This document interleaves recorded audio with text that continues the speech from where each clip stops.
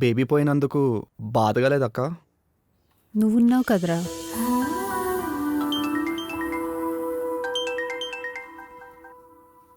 Hello, అవునా?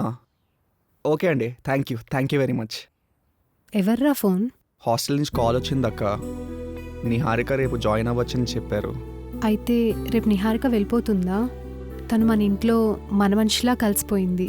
తను వెళ్తుందంటే చాలా బాధగా ఉందిరా. పర్లేదక్క, నాకు ట్యూషన్ చెప్పడానికైతే రోజు వస్తుంది కదా. హ్మ్. ఇలాగైనా నువ్వు తను రోజు కలవచ్చు.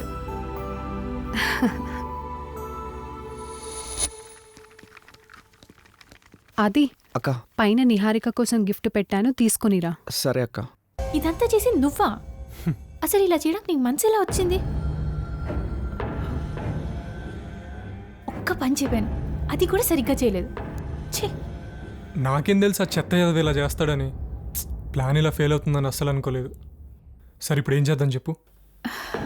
కొన్ని రోజులు సైలెంట్గా ఉందాం. ఏం చేయాలో నేను ఆలోచిస్తాను. నెక్స్ట్ టైం అస్సలు మిస్ అవ్వకూడదు.